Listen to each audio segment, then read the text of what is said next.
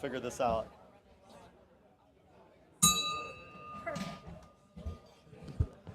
Welcome. You please rise, and we'll go ahead and start with the Pledge of Allegiance. I pledge allegiance to the flag of the United States of America and to the republic for which it stands, one nation, under God, indivisible, with liberty and justice for all. I'd ask that you remain standing, and we'll go ahead and pray. Dear Lord, we thank you for the opportunity to share in communion, to be together in fellowship, and to learn more about the work that Hope Haven as one and Rotarians are doing throughout the globe. We ask that you continue to help those that are oppressed and in need, and just give your guidance to those that are working hard to serve, not only here locally, not only regionally, but on a global scale. We just ask that you be with those individuals and help them to know what's right and to do your work. In your name we pray. Amen.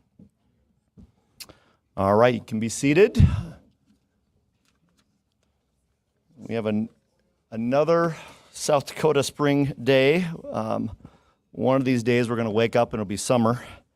But just grateful for you being here once again. We have a great turnout, and we have a program that we've been hearing about over the years. Many of you have been familiar with the work, have maybe given to it, either your time or your talent, and excited to hear from this group. Before we do that, I do want to say thank you to those who signed up for our blood drive. The Bloodmobile is out there. There are still a few spots open this afternoon, so if you have not had an opportunity, you can see the desk out there, and we really want to fill that need for our community, and thank you to those of you who have stepped up to do that. Other Rotary business, we are going to be holding an annual strategic planning session later this week. Thank you to those who have agreed to be part of that, and we're excited. We're gonna go through what has been this past year or two, and then also more than anything focus on the future and where we take the club. You just think back over the last couple of years, we've really narrowed the focus of this club, but we know that there's a desire for more engagement and for more opportunity to do good work that Rotarians do, and we'll be talking about many of those things later this week. So more to come on that. Next, one of our favorite activities here at Downtown Rotary is to welcome leaders to walk alongside us to be part of our club. And with that, I'm going to invite Jen Hazing up to introduce our newest Rotarian, Becky Dewitts.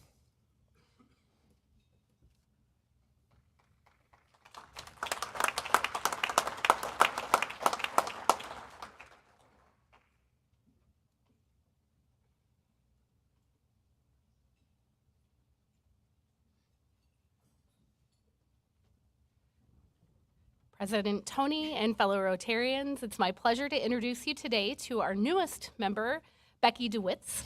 Becky is the CEO at the Great Plains Zoo, and she tells me the best part about her job, and I bet you'll believe it, is that no 2 days are the same at the Great Plains Zoo. Becky is the mother of 2 young children. She is a graduate of South Dakota State University and has returned to Sioux Falls after about 15 years away, most recently working with another zoo in Minot, North Dakota. So please help me make Becky feel welcome in our Downtown Rotary Club and invite her to the podium for a few more words.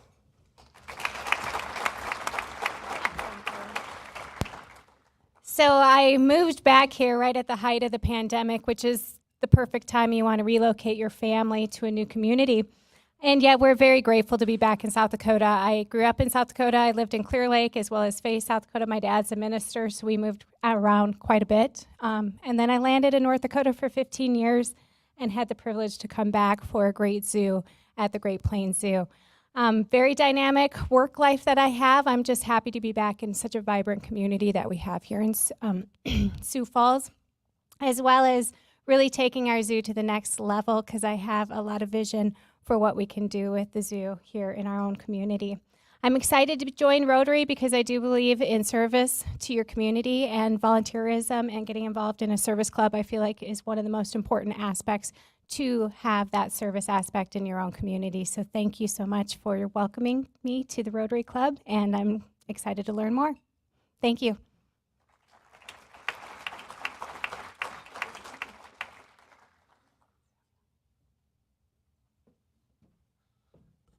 All right. Thank you, Jen, and welcome Becky to Downtown Rotary. And thank you for moving back to our community, and excited for your leadership at the zoo, and really a treasure for our community. And we look forward to you taking that to new heights. One item that I did skip that I want to circle back to is our guests. We have a number of guests with us here today, and I have Calvin with the mic, and I want to give Rotarians that brought guests an opportunity to introduce your guests. Oh, you have a guest.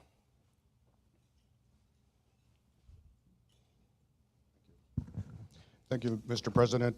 Got actually a couple announcements that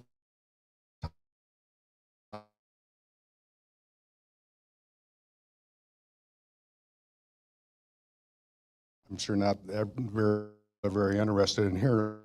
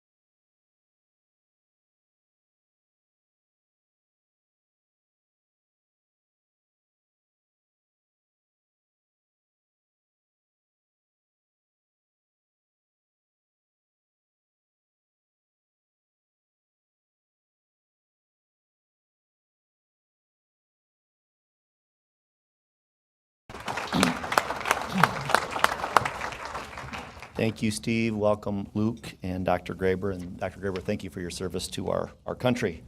Now on to our panelists, our guests. We're going to do a short introduction. I'll go ahead and turn it over to Joel. Some of you are familiar, but if you're not, I'm going to go ahead and read a short bio on each of the individuals to my left. You're right. Mark Simmonsma serves as the Director of Development for Hope Haven, a nonprofit based out of Rock Valley, Iowa.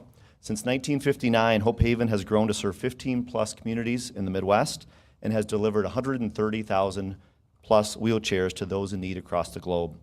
Mark is a graduate of Northwestern College, Orange City, Iowa, and has 30 years of experience in the automotive industry. He joined Hope Haven in 2004, and his current duties include overseeing special events, donor relations, and planned giving. He has a history of community service and is currently a member of Rotary West here in Sioux Falls. So that is Mark Simmonsma. Please help me in welcoming Mark. Next, you just heard from Steve. You were familiar with Steve, he's been a longtime member of this club. He's born and raised here in Sioux Falls, graduate of Washington High School and then the University of South Dakota. He served as U.S. Army officer in Korea, was part of the Minneapolis Air Defense before spending 3 years with the Army Reserve. His accounting career took him to Oklahoma City, Houston, Denver, Dallas, and Evanston, Illinois, where he worked for Standard Oil, Pete Marwick Mitchell, and Mobil Oil. Steve and his wife Arliss have a daughter who lives in Minneapolis and 8 grandchildren. He is passionate about service, been a Rotarian since 1998, and we're grateful, Steve, that you moved back to Sioux Falls in 2004. So join me in welcoming Steve. All right, and Andrew Devaney is the founder and CEO of As One Ministries, which is a nonprofit organization that is focused on ending poverty in rural and underserved communities in Uganda. As One is led by a staff of over 115 Ugandan employees and currently operates in 5 communities in Uganda. Andrew is also a native of Sioux Falls, a graduate of Sioux Falls Christian, went on to get degrees at Dakota Wesleyan and Denver Theological.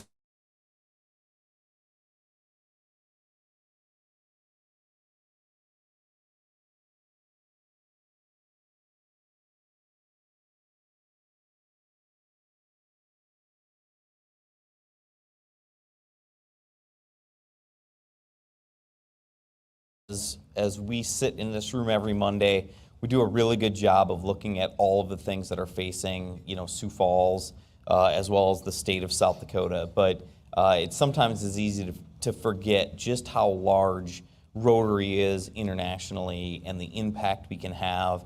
And for me, it sometimes gets a little bit overwhelming if you really start looking at all the different things that Rotary does around the globe and has done, over the years. So today we want to just talk kind of specifically about one of the programs that Rotary International supports, and that is Hope Haven.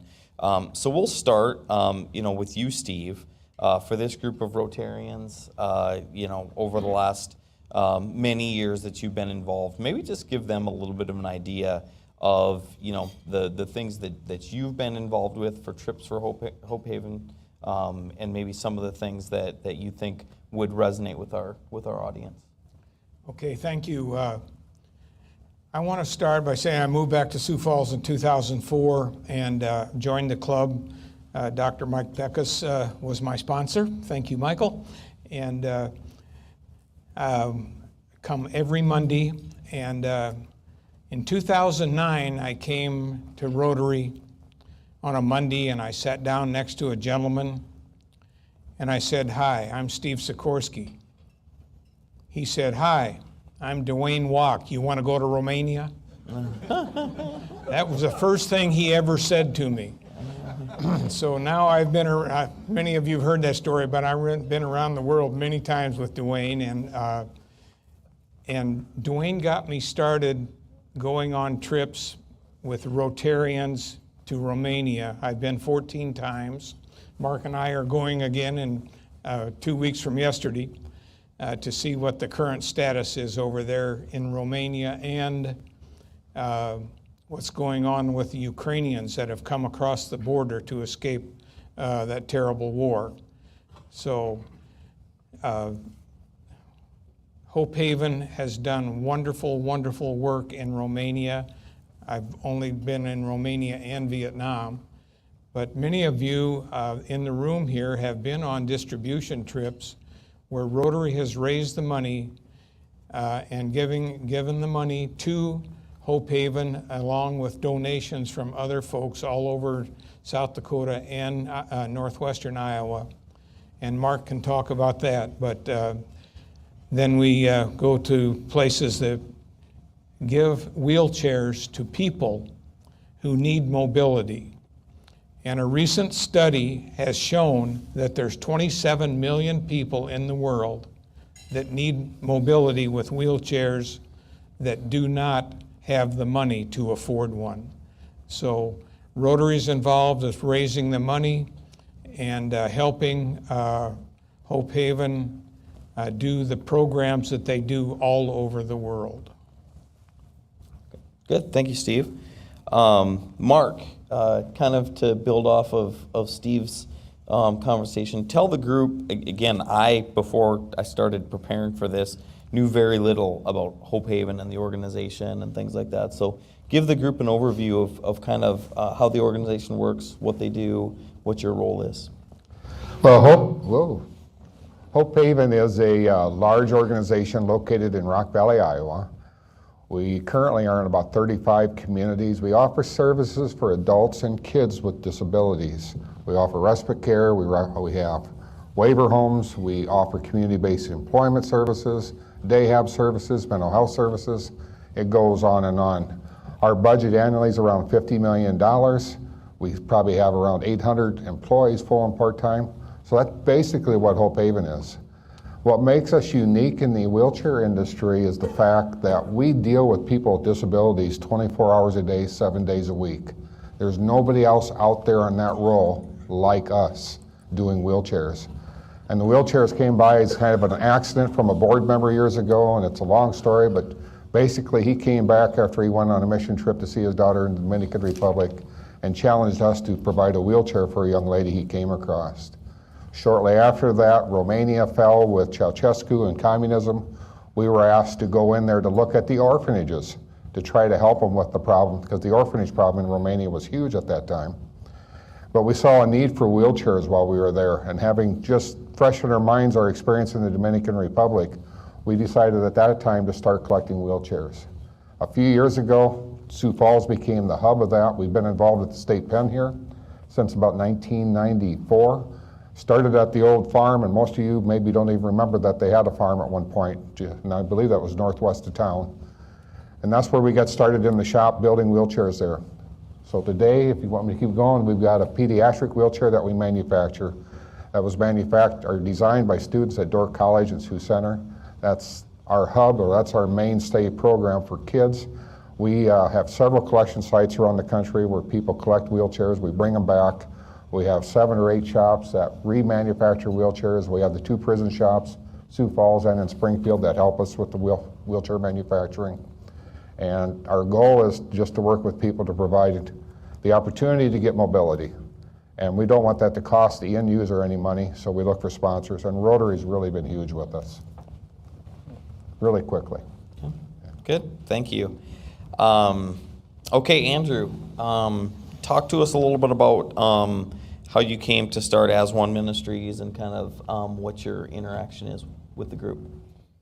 Yeah, good to be with you guys all today. Thank you for having me. So when I was at Dakota Wesleyan University, that's where I went to college, kind of towards the end of my time there, after my junior year, spent a couple summers, I guess, living over in East Africa, and kind of went with this, real intentionality of having an immersive experience. I remember telling my professor I'd be up for taking the travels, but I didn't want to have to help anybody.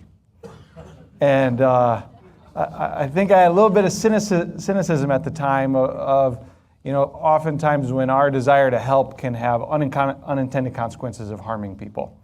And especially when we're going into places that are much different than us, that sometimes we impose maybe our own solutions as to what a better life would look like for others. And so as a college kid, was wrestling with some of those things, but wanted to go and learn and listen and build friendships and relationships. And so, got to live in a mud house and learn to fetch my own water and use a pit latrine and, understand what it's like to get malaria and things like that. And kind of, did that 2 summers in a row. And after that time, it was about 2016, had the opportunity to start As One, really with a vision to try to create something that could really empower local people to be the agents of change, and that would have a model that was entirely financially self-sustainable locally. So kind of what As One does is, we raise capital here to invest in a community development model over in Uganda that's trying to, tackle the greatest issues that Ugandans are facing. And so we actually build in rural remote communities over there, build a school, a medical clinic, a farm, demonstration farm, and 2 small businesses in each community. Maybe it costs about $1 million to do in each rural area, trying to do it to a really high level and standard with the goal of educating kids, providing quality health services, creating jobs, and training subsistence farmers over there. And it's all led and operated 100% by local Ugandans. And our goal is that 100% of what it takes to operate in Uganda would be generated from the local communities. That is really a vision of Ugandans empowering Ugandans. It's a vision of seeing that the world's poor are actually meaningful contributors in tackling the world's greatest issues. And it's, so now we're kind of one community that's like a proof of concept that we've built this model out in. And we're kind of quickly trying to scale it and get to a point where we're in 5 communities. And then long term, really have a vision of building out clusters of communities that tackle these problems regionally in Uganda. And so, we suspect within a couple of years, we'll have about 250 staff over there, educating about 2,500 kids every year, training 10, 20,000 farmers every year, serving 20,000 patients. And it will all be funded through the poorest communities in the world. And so Bob Weiser took me out to lunch not that long ago and asked me if I knew Mark, and kind of proposed, hey, an idea of within our medical facilities in these communities that we work in, there are Rotary clubs in every district that we're working in.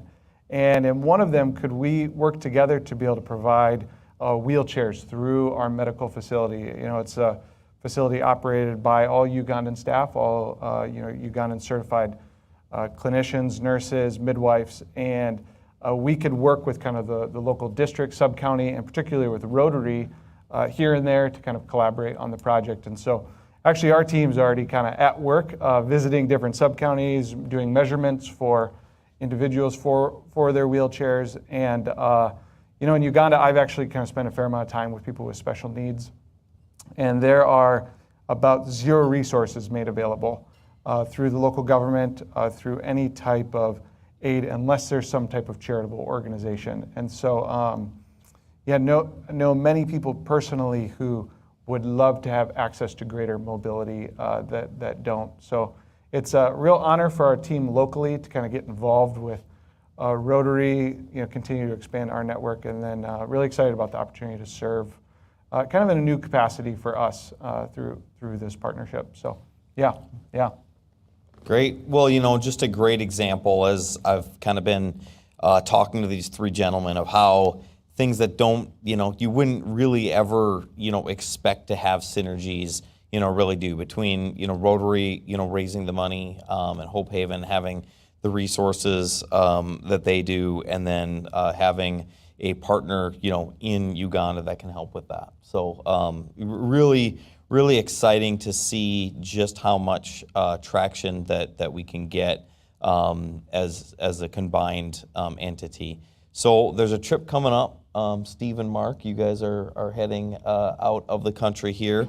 I've heard you guys talk about distribution trips. I know this trip's going to be a little bit different, but maybe talk about how a distribution trip works, what to expect, maybe some of your feedback on them, and then what's going to be different about this trip that's coming up in a couple of weeks. You want to do it? Want me to? Well, Mark and I are going to Romania on the 15th of May to, first of all, check with Rotary clubs over there that are helping the people from Ukraine that have come across the border into Romania as refugees. Many of you know that our district has a global grant right now, and we have shipped 250 or so wheelchairs to Ukraine in a small town down in the southwest corner called Izmail. And we've befriended Rotary Club members in Izmail, and we have a lot of wheelchairs to distribute over there. But the wheelchairs have been over there already for 3 years, or 2.5 years, and because of COVID, and now because of the restrictions of people traveling over there that was imposed by the Romanian and Ukrainian government, We haven't been over there to distribute the wheelchairs or to put on seminars at local hospitals over there in the Ismail area. And so one of the main Rotarians from the Ismail Club has escaped over the border right across the Danube into Romania. And we're going to meet with him. His name is Valentin. We're going to meet with him, and Rotary International Foundation has said that this global grant is not a dead issue now. We want to continue to have this global grant as an active global grant so that we can eventually give away those wheelchairs. Of course, that all depends on what's going to happen to the war. And we are also going to meet with a Rotary Club that we've made friends with in Bucharest and see if they can raise some money so that we can partner with them for a wheelchair distribution in Bucharest itself. And then we're going to go up to Berlad, where we have been many, many times. That's way up in the northeastern corner of Romania. And that's where Hope Haven has an office and an employee and some part-time employees, where there's being a building built right now to warehouse wheelchairs, to service wheelchairs, to fit wheelchairs, and so forth. And so I'd like to talk a little bit about a distribution trip. We recruit people, mostly usually Rotarians and friends from this area, from our district, and we always take at least 1 or 2 or 3 physical therapists along with us, so they know how that's their job, to fit the wheelchairs for both the adults and the children. There's a lot of diabetes in Romania. There's a lot of amputees and a lot of kids with cerebral palsy and stuff like that that are just have never had any mobility. And so we go over there, we land in Bucharest, they pick us up, we go up to Berlad, or we do distributions along the way with wheelchairs for people that need them. And then we go to Berlad, which is the headquarters for Hope Haven in Romania right now. And will be hopefully for a long, long time, because we're building, Hope Haven is building that building. And so a typical trip, all of the Rotarians, they host the people that come from America. There's only 27 members of that Rotary Club. The town is only about 50,000 people. But the members, they've become close friends of the people that have all gone over there, and several people out here have been on those trips. We befriended one lady over there who has a son who came here as a Rotary exchange student and went to Lincoln High School for a year. And in fact, Mark and I, in 3 weeks, we're going to go to his wedding. He came over here, he got educated, he went back and graduated from high school. He went to medical school in Cluj, and he for 6 years, and became a physician. And he's been very, very happy about the year that he spent here. In fact, he would like to come back to Sioux Falls for a residency if hopefully somebody in here can work on that. Yeah. So, but his name is Vladi, and Mark and I are going to go to his wedding on the 23rd, I believe it is, or the 21st of May in Cluj. So, the Rotary clubs over there, I think there's over 100 Rotary clubs in their district, District 2241, and it becomes one of those things that you just, when you put a child or an adult in a wheelchair, it really gets to you right here, because you've done something that they can't afford, and they're so grateful, especially if you fit a child and their parents. Sometimes parents will pull up and a mother will get out of a car and lift a 19-year-old that's 8 inches taller than she is and lift him over there and bring him, and we'll put him in a wheelchair, and it's the first time he's ever had mobility.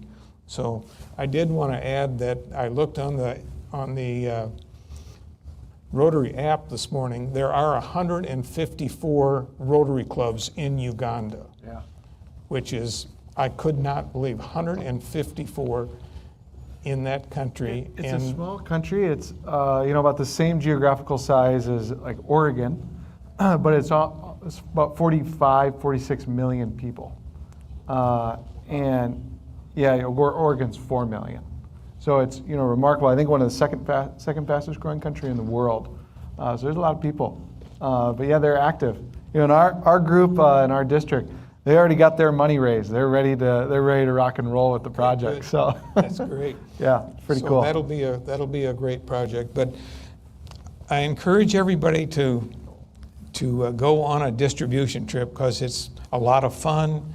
You meet wonderful people, and they're very appreciative of what we do and what Hope Haven does to improve their mobility in their countries. And I might add, and Mark's going to talk about this, I hope, that Hope Haven has distributed wheelchairs, 135,000 wheelchairs in 109 different countries in the last, 20, 25 years. I mean, that's really a wonderful mission for Hope Haven. Thank you. Okay, good. Well, I think that was a good overview. Understand that. So tell us, Mark, a little bit over the time that you've been involved with Hope Haven. How have you kind of seen it, evolve, and what's next? What's on the agenda next?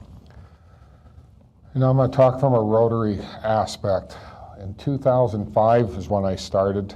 We went to Sioux Falls West and presented a program there. And at that time, there was no Rotary involvement with our organization. So after we were done with the program, I think some of you probably know Lauren Boyens. Lauren Boyens is quick to, no one's ever kept Lauren quiet, let me put it that way. So he jumps up and he says, I want to give these guys $1,000. I'll try to work with them. So that was kind of the start that got us going here. And I was so excited when I got back. I was Kiwanis president of our club in Rock Valley, and I quit halfway through my term because I wanted to join Rotary in Sioux Falls. So that's how I got involved here. What's really been amazing is there's 40 clubs in our district, maybe just over that. Over half of those clubs have been involved with us one way or the other through Rotary. Through fundraising, they've been with us on trips, or they've collected wheelchairs. And it's really been a team effort, unlike anything I've ever seen in Rotary. I know there's water projects out there and there's some other projects, but the Rotary clubs have really gotten behind the wheelchair program, and that's really made things special for us. And another point, Steve and I are going there, but I had a personal calling a couple months ago that we needed to do something to help people that were refugees in Romania. So I sent out 300 emails with a plea for help, hoping to raise $30,000. We've raised almost $180,000 as of today for that project. And that's one of the reasons why we're going there, is to check on that, because we're trying to hold them accountable for the work that they say that they're doing with that money, because that's what we owe our donors for doing that. But it's just been incredible. And a lot of that money has come from Rotarians around our district, which really amazes me. A lot of people I don't even know, and it just happened through word of mouth. But there's also a feeling, I think, within Rotary through our district that they trust Hope Haven, they trust the work that we do, and they know that we're going to do what we say we do. So that's really been important for our relationship with Rotary through the years. And it's developed. We've grown. At one time, our headquarters was in Rock Valley. We're now in Sioux Falls. And during the COVID times, if we had a couple of years there where we weren't sure what was going to happen, we actually had 2 record years in fundraising. And I think a lot of nonprofits kind of experienced that. But we also did a capital campaign for a new facility, a ministry center, and a distribution center in Romania. And in Sioux Falls, we bought the building we've been in for the last 25 years from Dale Jans, and we're in the process of adding on and remodeling to that, and we completed that campaign during this time. So our growth is Sioux Falls. Our direction for international growth is out of Sioux Falls. It's very much a part of who we are. The community is a great place to be. It's a giving community, and we're just really happy to be part of that. And Rotary District 5610 has really been special. With the We've got 2 grants currently in process. One's for the Ukraine and one is for the Philippines. And we'll be going to the Philippines in November.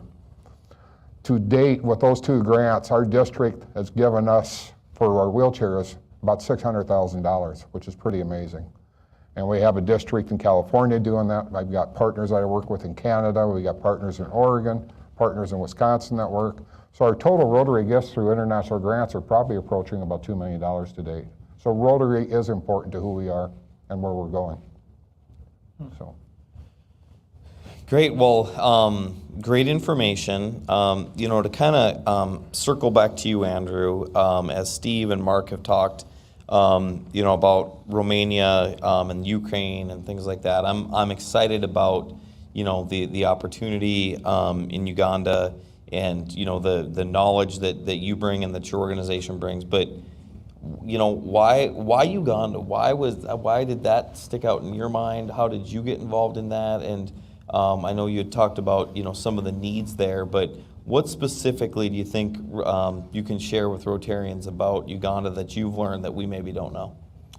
Yeah, it's a great question. I mean, the why, to some degree, was just the opportunity was presented to me during my time at Dakota Wesleyan. But to kind of start on the more positive side, Uganda is a very beautiful, hospitable, lush country. It was colonized by the British. Winston Churchill called it the Pearl of Africa.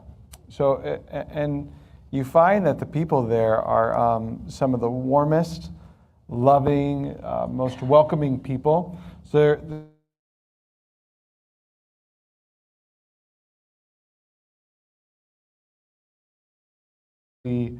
friendly. Now, kind of on the other side of it, Uganda has, I think they would say about 70% of the population in Uganda. 7 out of every 10 people live on less than, I think it's about $1.90 a day.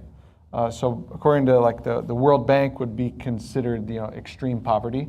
And particularly in rural areas, that is the case. So, it's around the same number, 75% of individuals are subsistence farmers. They live off their own plot of land that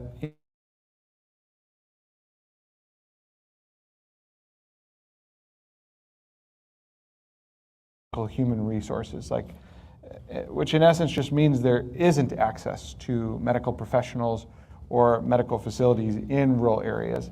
After COVID, Uganda just had the world's longest school closures. So I know even in Sioux Falls, different parts of the United States, we're facing some major questions around education, the effects of what COVID had on education. Well, in Uganda, they just shut down schools for 2 years. And I think recent stats are showing that 1 in every 4 teenage girls got pregnant during that period, which is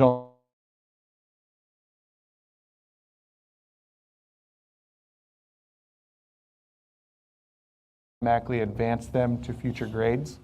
And they tried to introduce some types of online learning, but for the majority of kids, living in mud, grass-thatched homes without electricity, and without any type of technology, at-home learning was kind of virtually impossible. And so, though beautiful country with really beautiful people, face many, many immense challenges, and unfortunately have kind of, because of maybe systems of foreign aid and things like that, problems of dependency around charity are kind of a big issue in Uganda. And corruption within the higher levels of the government is very problematic. And unfortunately, the result of it is people suffer pretty greatly, and but yet live with kind of an abundance of joy and simplicity, and kind of their hopes and their dreams for their families and their future aren't anything complex. It's that, for parents who have a 4th grade education, it's their kids could finish high school. And is that they know that their, young child wouldn't die from, diarrhea, and that they, people in their family wouldn't die from malaria, that they would have access to basic treatments, that they would make sure that they have food to eat. The dreams are quite quite simple, but yet pretty profound. And it's pretty remarkable, like how far the dollar goes in making a very significant impact over there. I think the exchange rate that I got on we got on our last wire transfer was 3,520 Ugandan shillings to the dollar. So you know, $300 is 1 million shillings, and you know, about you know, the average family is probably paying around $100 to $200 a year for their kids to go to private school. And I mean, so it's not huge, you know, things that would take to make a big difference over there. But yeah, people are, you know, working tirelessly and facing some of the similar circumstances we are with, you know, rapid price increases and inflation and major fuel cost increases. That's making life continually harder and harder. So beautiful people, great needs, and you know, so much desire to be participants in seeing those things change. Yeah. Great, thank you. Yeah. You know, Steve, you and I have had a little bit of a chance to talk about an upcoming opportunity that may exist for our club and for Rotarians in our district. Do you want to talk a little bit more about that? Well, we're in the process, or Mark is in the process of writing a global grant application. And on a global grant, you must have a foreign partner. And we've located a Ugandan Rotary Club that's going to be our partner on this. But the application is still in the draft form. And we hope that downtown Sioux Falls Rotary will be the host club for this global grant. And you know, after a program like this, why everybody realizes all the importance of these global grants to help these folks that need help in a country like that, in a third world country. And you know, we will ask for if anybody in our club wants to go on a distribution trip. We usually take between 14 and 16 people on a distribution trip, which includes the physical therapists. And I would assume that we would need physical therapists over there too to fit the wheelchairs. Yeah. I don't know if the clinics have physical therapists over there, but You got a good network of people. okay. So, yeah. But we would 14 to 16 people to go over there. And we would ask for our members to support the grant and ask the club to support the grant. And the district, of course, will support the grant. And all the money that Rotarians give to the Rotary Foundation comes back to our district 3 years later. And so the World Fund will match the money that we put in it. I think it's 80% now that they match the money that we put in it. So I think this is something that we're going to submit the application for the grant sometime in the next couple of months. Make sure that we have all the funding lined up, because when you submit the application, you have to have all the funding lined up and what you're going to do over there, and who their partners are going to be, and so forth. And that it's great to have a partnership with an organization that's going to be around for a long, long time, because one of the responsibilities and the qualifications for a global grant is it must have sustainability. You can't just drop off wheelchairs and leave, or you can't just go drill a water well and leave. It has to be able to go on and on and on for years. We have to teach those folks how to repair wheelchairs, how to fit wheelchairs, and teach the parents how to make sure that the children that we fit wheelchairs for make sure that they know how to adjust the wheelchairs as the child gets older, and so forth. So it's an ongoing process. So it will go on for a long time. Okay, great. Before we turn it over, to questions to the audience here, I guess the biggest things that I've kind of taken as I prepared for this and during the program is, one, I'm not very good at geography. I had to pull my map out and, go find, where, some of these things are. So again, it's so easy to, get insulated in Sioux Falls and in South Dakota and not really realize some of the things that Rotary is doing. Also, the synergies and the partnerships, that come up. The fact that somebody meets somebody and they meet somebody else and they have these. So before we turn it over to questions, I'll just kind of have each of you,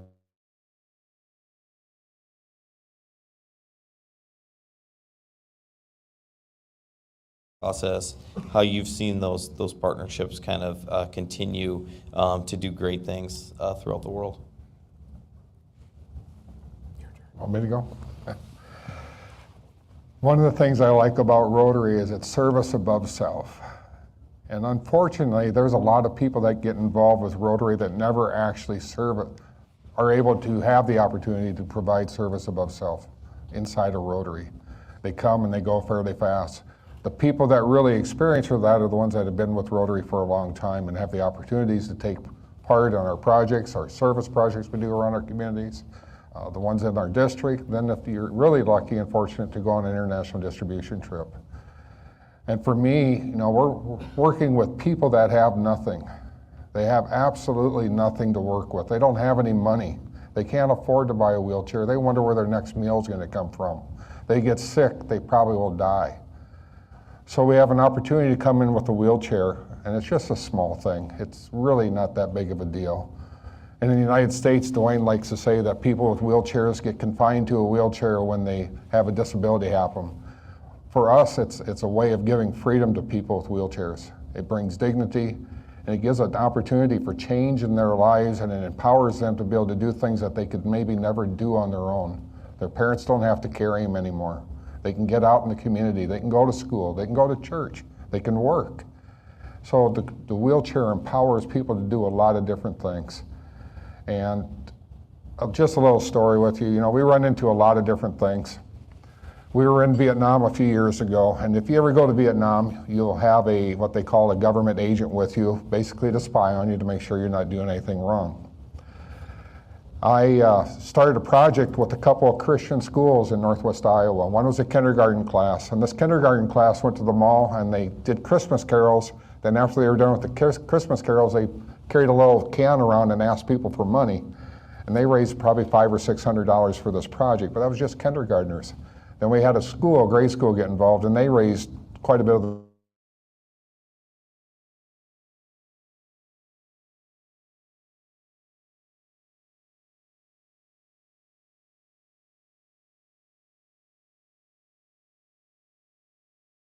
Bibles, and they're putting crosses on these things. I'm thinking, oh no, this isn't going to go because the government won't allow the religious things to come in. But I had them all laminated. And I have a gentleman out of Toronto, Canada, who's a Vietnamese refugee. His name is Philip. And he told me to take them along. Don't worry about it. We might have to take them all back, but just take them along. And he guaranteed I wouldn't get in trouble. So we get these there, and we're doing this distribution. And we got this really a pretty young lady who's in a full government soldier's outfit, and she's watching what's going on.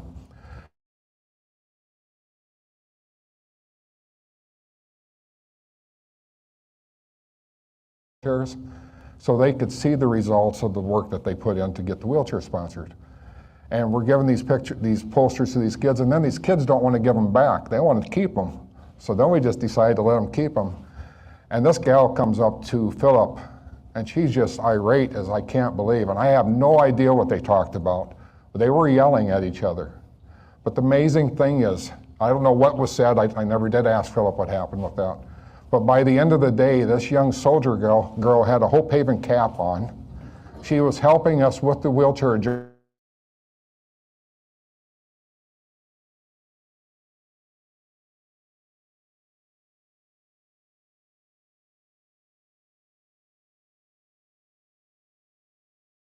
Part of our team again.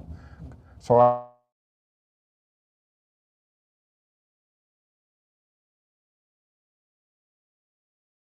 the Rotarians and everybody around the world that helps us with those projects.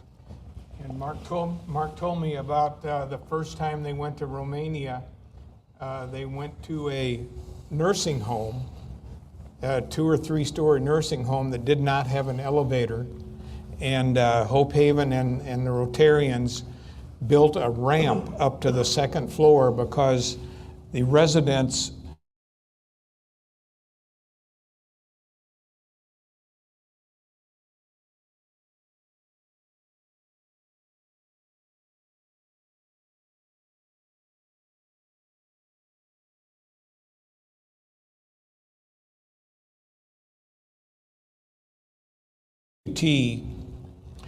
and he had made a slide out of a truck tire, and he had a rope around his neck hooked into the front of the truck tire, and he had 2 flip-flops on his hands, and he would come down the road to get a wheelchair. And since that was his mobility, I mean, his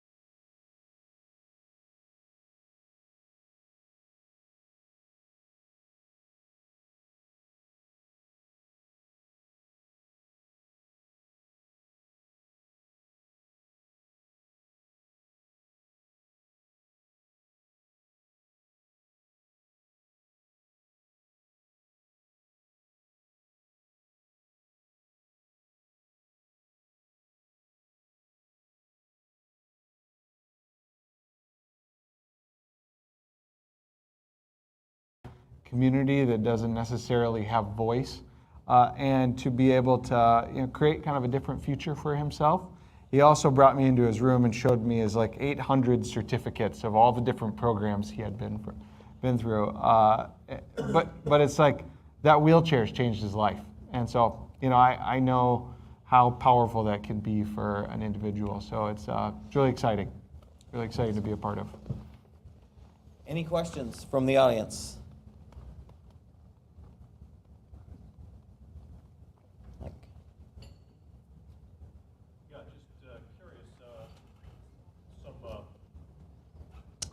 Tell us something about where do all these wheelchairs come from, and then the distribution process that you mentioned. Maybe describe how do people qualify and how do you distribute them around? Go ahead, you can do it. The wheelchairs that we get, we manufacture our own pediatric wheelchair. That'll fit a child from about 15 pounds up to about 100 pounds, and that takes care of a lot of those smaller children. The problem is a lot of these kids need what are called specialty wheelchairs. They need to recline, they need to fold back, they need to be able to tilt. They're called tilt in space. In the States, those wheelchairs cost maybe $5,000, $6,000 for most of them. So we look for people out around the country to help us collect these wheelchairs. So they collect them, they call us when they got a truckload, we go pick them up, we have volunteers that do that, and we bring them back to Sioux Falls. They go to one of the shops. What we do in other countries when we have to distribute these wheelchairs is there's no way we can go into a country and figure out who's going to need a wheelchair there. It's just not practical. Other organizations have tried that and they just leave them, and half the wheelchairs never get distributed because they don't know where to go. So that's why it's really nice to have Andy involved with us, because the Rotary Club, I believe, in Uganda is in the process of measuring the kids. So we have a form that they fill out. It gives us their name, it gives us their size, their disability. It talks about what size wheelchair they'll have. Then when we get those sheets back here, we'll match that up with a physical therapist or seating specialist, and they'll help to plan to send the right wheelchair. So we don't have one wheelchair that's one size fits all. We try to use a variety of different wheelchairs here. We have standard wheelchairs, like you said, we have the tilt in space, we have our pediatric, but we try to send the right wheelchair. Then we also send some extra stuff along. But the beauty of having our seating specialist with us is when we get there, sometimes we just don't have the right wheelchair. And these guys and gals are incredibly creative, and they have us do all these adjustments to make these wheelchairs fit these people correctly. And the other thing that we do is we always send along seat cushions, because if you don't do that, you get pressure point sores on your body that can turn into gangrene. We send along crutches, we send along walkers, canes. Luke takes care of all that for us. But we try to give a full spectrum of mobility devices to help them be able to compete in their lives and to live a normal life. So does that answer your question? Okay. And we've asked other Rotary clubs to collect wheelchairs. We've been very successful in Marshall, Minnesota, their Rotary club. And the appliance dealer here in Sioux Falls and all over South Dakota, Carl's, your servicing dealer since 1956. He's been a Rotarian for 50 or 60 years, but Carl's, all the stores in South Dakota, they collect wheelchairs. If you have a wheelchair in your basement that from a relative that that's passed on and no longer needed by your family or your church, why you can take it to Carl's, and then they'll let us know and we'll go pick them up, and then they'll get refurbished. Thank you, Mike. Any other questions?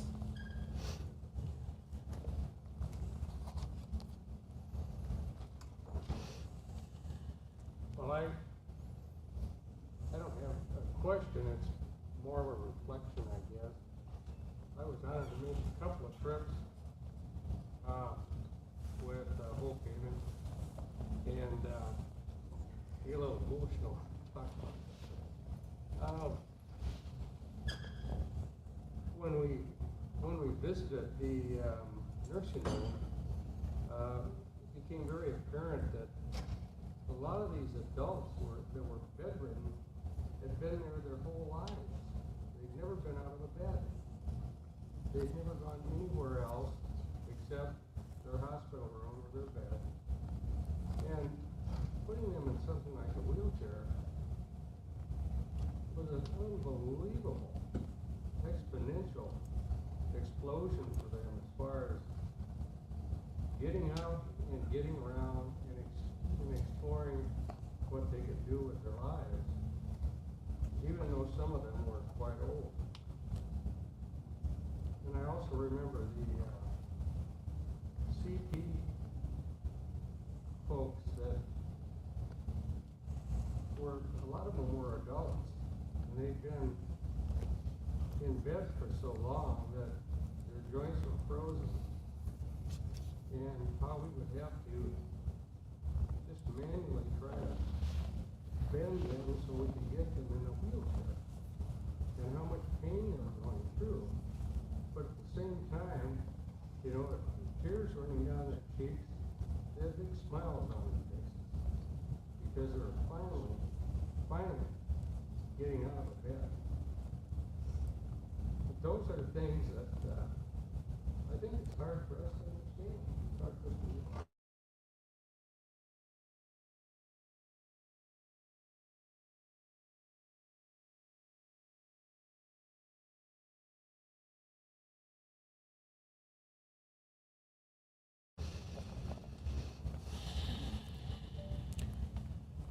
Okay, well, thank you. That puts us at time. So please help me thank Andrew, Mark, and Steve for sharing. Thank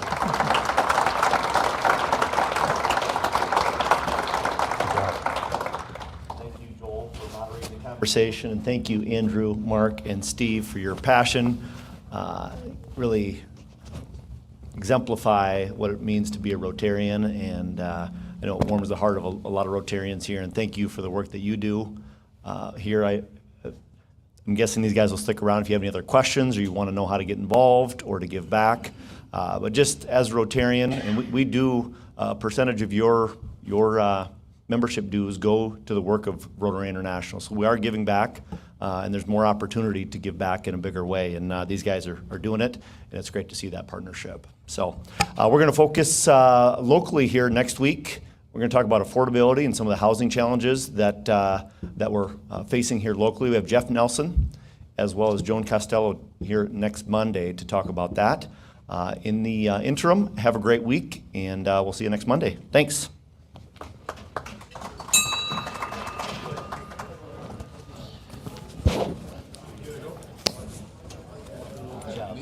Appreciate it. Oh, did you really?